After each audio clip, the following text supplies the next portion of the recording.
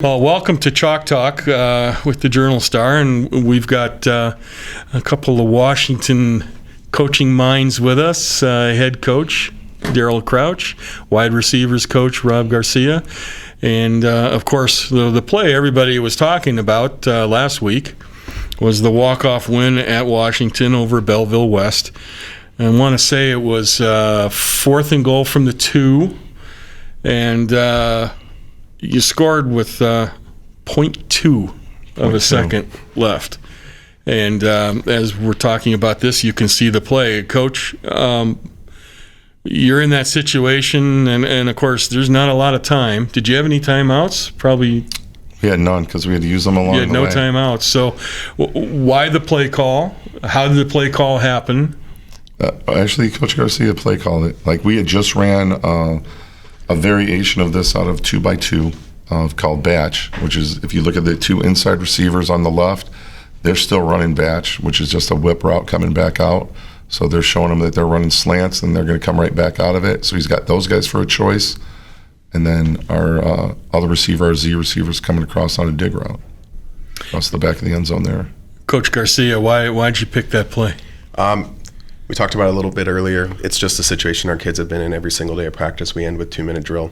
So it's something, literally, we were just doing a couple hours ago.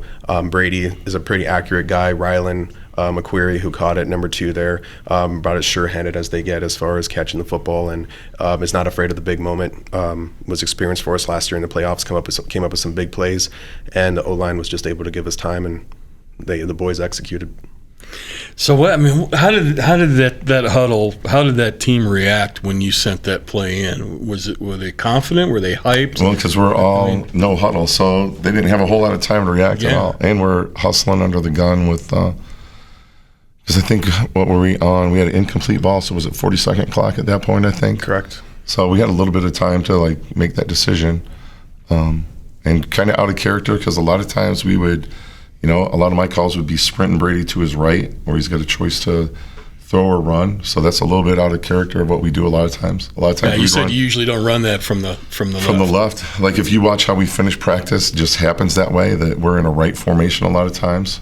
And not that you can't. I mean, it's just as easy for him because he's not sprinting one way or the other. He's sitting in the pocket. But a lot of times I'll move him on a number of our 2-point plays where we've got a chance for him to use his legs and run, or we've got like a comeback on the outside, or we've got a pick route with our 2 inside guys or our 2 outside guys for our inside guy. So it's kind of out of what we usually, like what they would see from us. When you lined up to run that play and you saw the defense they were in, did you know, hey, we're going to score, this is going to work, or do you just not know?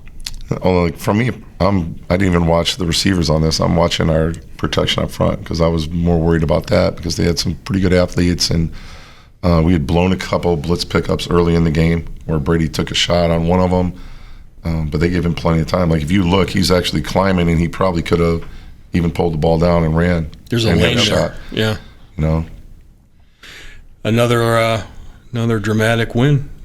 It was unreal. Like I said. Kind of an out-of-character play of what we would usually go with. Congrats, and thanks, gentlemen.